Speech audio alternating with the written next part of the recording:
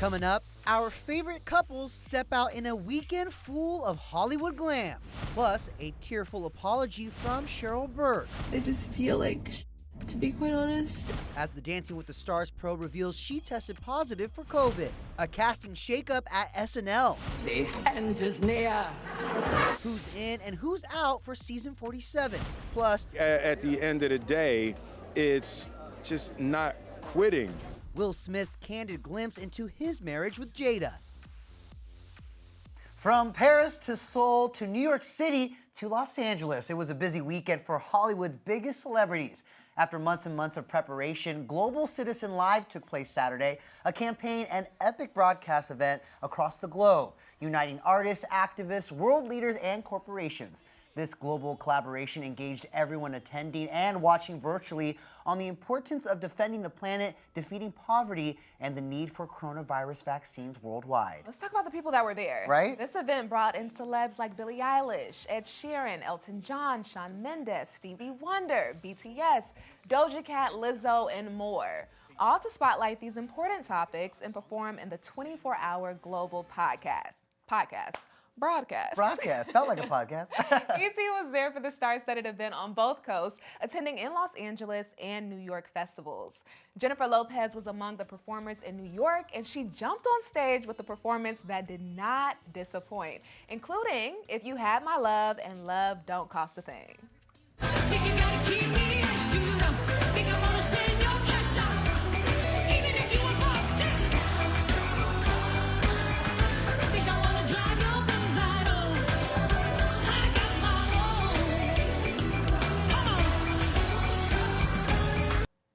We haven't got a new album from J-Lo in a minute, but she reminded us that she has the hit. Right, we don't need one. Right. People will love one, but we don't need it. Well, look, she also took the stage with LL Cool J and Ja Rule performing All I Have and I'm Real. And who was there as soon as it was all over? You guessed it, boyfriend Ben Affleck rushed to her side as she leaves the stage, but that's not the only time they showed off some PDA. The couple was photographed locking lips while walking the streets of NYC on Sunday morning. The vibe appeared to be very romantic as they embraced without a worry of being spotted by fans or trying to keep a low profile, making out like teenagers, if you will. They look so beautiful. I love it. Something about that picture. Well, another couple at Global Citizen Live that looked very in love while promoting vaccine equity, Meghan Markle and Prince Harry. The two were all smiles and looking sophisticated, with Harry in an all-black suit and Meghan absolutely stunning in a white embroidered Valentino Zangalo edition crepe couture dress. That's right. The couple shared statistics and info about the vaccine and how people can help to get it to the countries that need it. My wife and I believe that where you're born should not dictate your ability to survive. There's so much that we can do today, now, that can get us closer to ending this pandemic. And that's why we're all here.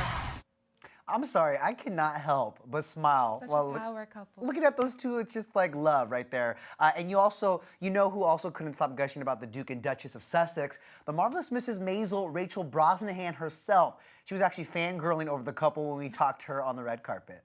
I had the curse of following them on stage. Nobody wanted that job, so they gave it to me. I had pictures of Prince Harry as a youth on my bedroom wall. It was a moment. I'm blushing underneath all this makeup. I love that. Well, meanwhile, on the opposite coast, we got an emotional performance from the sister duo group Chloe and Halle. ET's Cassie Delores spoke to the sisters following their performance at the Greek Theater in LA, where Chloe revealed why she cried during their performance of Cool People and what's coming next for the two sisters.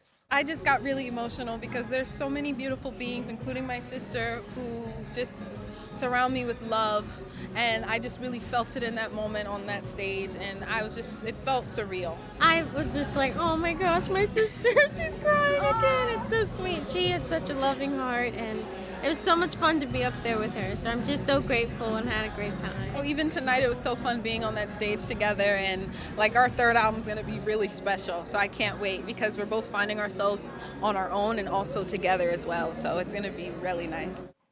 One, I got emotional too because about three people sent me this performance, so it touched so many of us. And that's our favorite Chloe and Halle song, both of ours. Cool people, right? I love it. And then two, yay, we're getting another album from I them? know, I was worried. I'm not gonna lie. Me too, that's major. Yeah. Well, Halle also opened up about her experience working on The Little Mermaid, revealing how different it was from what she's used to. She says she threw herself into this adventurous and magical world for 9 months.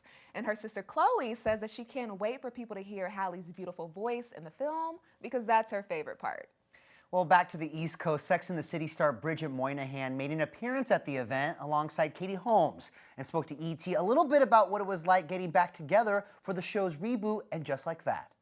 Well, obviously I can't say anything about the show, but for me, looking out on the other side of that window and seeing the girls coming down that Soho street in those costumes with the hair, it made me like, oh my God, it's back. So I'm so thankful to be, part of it. I'm so happy they asked me to come back, and it was so fun. It was like, going back to a family. And they really, kind of kick-started my career, right? That and Coyote Ugly started at the same time, so they always have a special place in my heart. Speaking of family, the show recently lost a key player of their family, Willie Garson, who played Carrie's longtime friend Stanford. He died last week after a short battle with pancreatic cancer. Moynihan noted that she wasn't close with Garson, but had kind words for the late actor.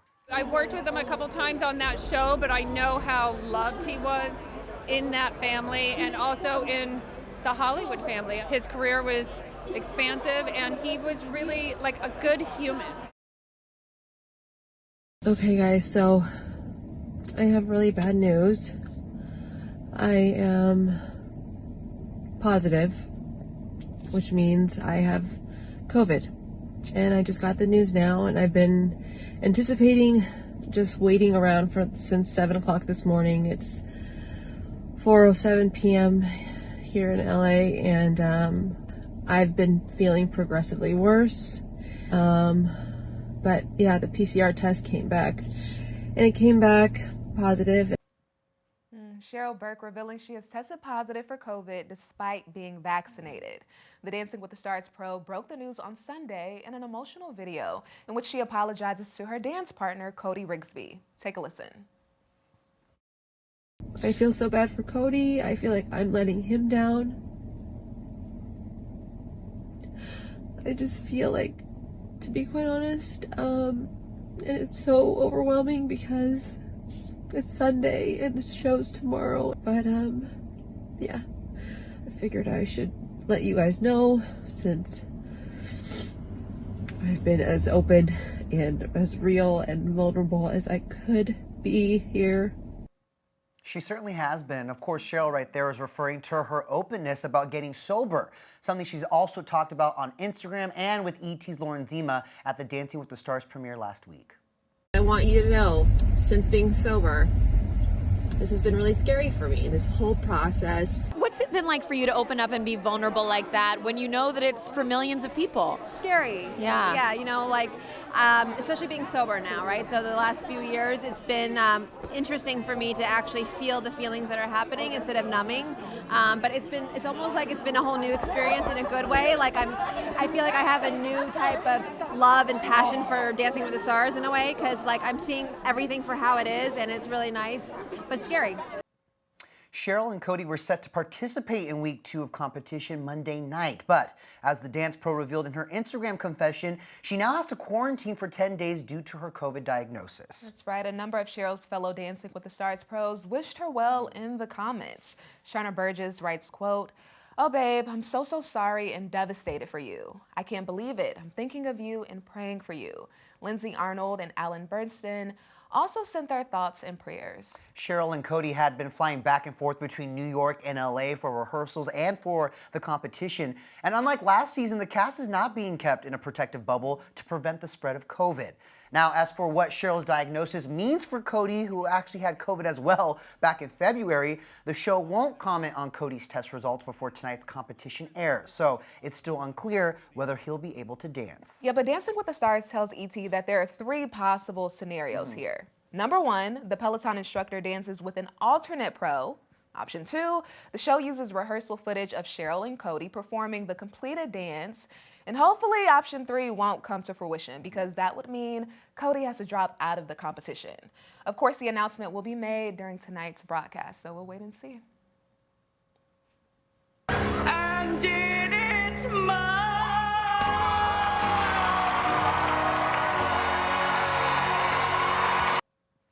A lot of people thought that performance was Cecily Strong's way of saying farewell to Saturday Night Live in last year's season finale. But we're learning now that she will be back for season 47, along with many other fan favorites. That's right. SNL announced Monday that Cecily is returning, along with Kenan Thompson. He confirmed that news to ET a week ago at the Emmys. Other cast members returning include Pete Davidson, Kate McKinnon, Aidy Bryant, who was a double Emmy nominee this year. Also, Michael Che and Colin Jost will continue to co-host Weekend Update, and some more exciting news for a cast member who's made a splash on Weekend Update in the past. Everyone's talking about me. No one's talking about the water. What did the autopsy say? They iceberged? No, they drowned. After a breakout year as a featured player, Bowen Yang is getting promoted to the main cast. He made history at the Emmys this year by becoming the first Chinese-American performer nominated in a supporting actor category. SNL is also adding 3 new featured players: Aristotle Athari, James Austin Johnson, and Sarah Sherman. And you know, when you add this many new faces, that means someone's got to go, and in this case, 2 someones. Yeah. Beck Bennett, who's been with SNL since 2013, will not be returning for season 47. He's played everyone from Mike Pence to Vladimir Putin. He posted his goodbye to Instagram on Monday with some fun behind-the-scenes moments, saying, "Love you, SNL. Gonna miss you so much. Thank you for 8 years of remarkable people and incredible experiences that completely changed my life." That's a nice long run. Lauren Holt, who was a featured player for season 46, won't be returning either. The 47th season of SNL premieres this weekend with host Owen Wilson and musical guest Casey Musgraves. It was a night of what felt like a million stars. The Academy of Motion Picture Arts and Sciences hosted a star-studded opening gala for the new Academy Museum in Los Angeles. A-listers gathered at the inaugural gala and raised $11 million for the museum, which is dedicated to the arts, science, and artists of movie making. The Academy Museum of Motion Pictures doesn't open to the public until Thursday, September 30th, but the stars got the first glimpse of the space, which has been almost a decade in the making. Tom Hanks and Annette Bening were honored for helping to make it happen. Inside the event, guests were treated to a special performance by Oscar winner Lady Gaga. Gaga went full Hollywood glam in a black velvet Schiaparelli gown and powder blue stole. Gaga made the round, mingling with the likes of Cher and Katy Perry, who debuted the return of her dark black hair. I love it. Right? Katy rocked a black latex Louis Vuitton, but it's the arm candy accessory for me. Okay? Katy and fiance Orlando Bloom turned the evening into a date night. So did model Kaya Gerber and Jacob Elordi, who made their official red carpet debut as a couple, and what a place to do it. I mean, they look amazing, right? They do. Meanwhile, American Horror Story star Lily Rabe, she surprised everyone when she cradled a new baby bump in this black Carolina Herrera dress on the red carpet. Lily confirmed she is expecting her 3rd baby with husband Hamish Linklater with her own Instagram post of the night. But it was Olivia Rodrigo who really turned heads. The 18-year-old stepped out in what is easily the most talked about look of the night, this revealing Saint Laurent number. What do you think, Denny? I gotta say, it was unexpected, not because she's 18 years old, but because she's been kind of going the Avril Lavigne, punk pop rock a little bit, like good for you. So I wasn't expecting like this glam moment, to be honest with you, let alone very revealing. But what did you think of it? I was here for it. It's She is 18. I don't know if I could have worn that at 18, but she's a grown woman. Yes. And I love how she did the simple red lip. She does look beautiful. She does. I mean, she's a beautiful girl, so it works. Look out for her future fashion star, I should say. Sure. By the way, the Academy Museum is a 300,000 square foot campus that houses some of the best pieces of cinematic history. And ET is exclusively taking you inside the museum tonight, so check your local listings. Meanwhile, the Academy of Motion Picture Arts and Sciences Museum is open to the public starting Thursday. Netflix dropped a first-look teaser for its hit period drama, Bridgerton, and the cast warned us about this, but it does look like this series is about to be even sexier. Take a look. I was wondering if we'd meet again. So you might discern if my wit is acceptable, my manners genteel. You were eavesdropping. It was hardly an effort, seeing as you were proclaiming your many requirements for a wife, loud enough for the entire party to hear. You take issue with my requirements? I take issue with any man who views women merely as chattels and breeding stock. None of that was meant for... Viscount Bridgerton, yes. When you manage to find this paragon of virtue, whatever makes you think she will accept your suit? Are the young ladies of London truly so easily won by a pleasing smile and absolutely nothing more? So you find my smile pleasing? I find your opinion of yourself entirely too high. Your character is as deficient as your horsemanship. I shall bid you good night. Can it come any faster? I am ready. Right. Snap, snaps. Okay. Well, that clip has everybody wondering what's about to go down between Kate Sharma and Anthony Bridgerton. Are they lovers or friends? She's about to put him in the friend zone. That's what it looks like. Well, we don't know yet, but what we do know is that the second season picks up where season 1 left off. That's right. We also know that this season will focus on Anthony, who is the oldest Bridgerton sibling, as he embarks on his quest to find a wife. E.T. spoke with the Viscount himself back in January, and he says fans can expect season 2 to be sexier and spicier. I think there's so many cliffhangers, and all the characters, the amazing characters and the siblings in the Bridgerton family had huge character moments of discovery. Eloise will be having her first season, I'm sure. There's the head over heart with Benedict and his love of art. And there's a lot to, I think, really explore with. This is only the beginning. It's going to get more exciting, convoluted and sexier, I think. As for the breakout star of the show in season 1, Reggae John Page, a reminder that he will not be returning for season 2. Shonda Rhimes posted a message bidding farewell to the star back in April, but saying he would always be part of the Bridgerton family. We never went into working on our relationship. We only ever worked on ourselves individually and then presented ourselves to one another better than we were previously.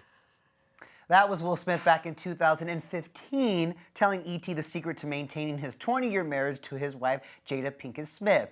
But fast forward to 2021, and the Hitch star is getting even more candid about his marriage as he graces the latest cover for GQ magazine.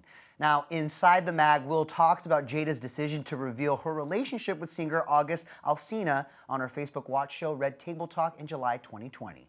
What did you do, Jada? Well, I think from there, as time went on, I got into a different kind of entanglement with August. And one thing I want to get clear about and clean up, one of the things that was kind of swirling in the press about you giving permission, which is, the only person that can give permission in that particular circumstance is myself. Yes, exactly. Just thinking of all the memes that were created at this moment. This was such a moment. Okay, well, in the article, Will admits that Jada was not the only one engaging in other sexual relationships outside of their marriage. That's right. Yeah. And that it was initially monogamous until later when they hit a breaking point after Jada's 40th birthday in 2011, saying, quote, we were both miserable, and clearly something had to change. Will went on to say, quote, Jada never believed in conventional marriage. There were significant endless discussions about what is relational perfection, what is the perfect way to interact as a couple. And for the large part of our relationship, monogamy was what we chose, not thinking of monogamy as the only relational perfection. Though Will and Jada are in a much better place now in their relationship, he says, quote, marriage for us can't be a prison, and I don't suggest our road for anybody. I don't suggest this road for anybody, but the experiences the freedoms that we've given one another and the unconditional support, to me, is the highest definition of love. Will not only opened up about his evolving marriage, but also touched on his fantasies involving other celebrity women. He spoke candidly about working with an intimacy coach, sharing that his greatest desire in the world was to have a harem of girlfriends, and that dancer Misty Copeland and actress Halle Berry were high on his fantasy list. He even planned to contact them, y'all, saying, quote, I don't know where I saw it, but the idea of traveling with 20 women that I loved and took care of and all of that, it seemed like a really great idea. There is so much to unpack here, but let's just get initial reactions from you on Will. I don't even know where to start. I really don't. One, to each his own. Right. And I respect them for being honest because the truth of the matter is that conventional marriage doesn't work for everyone. Right. Right? At the same time, I think it's so interesting because they've been put on this pedestal as the marriage you should aspire to. And it's just proof that just because you're famous, just because you're a celebrity, doesn't mean that everything you do, I don't want to say is right or wrong because it's not necessarily wrong what they're doing. Right. It's just not personally what I would like. Exactly. It's to each their own, like you mentioned, but I agree with you. I just love that they're peeling back the veil a little bit. Yeah. And it's not this facade anymore, that we have this perfect 20-plus year marriage. Here's how we did it. Can we ask Will about how they've survived this long for so long? That I just love that he's being a little more honest and they're trying to figure out what works for them. Now, are they calling it what it is, an open marriage? No, they're not, but well, let's call a spade a spade. That's the interesting part about it because there have been rumors for years Exactly. that they were in an open marriage, and it's like now.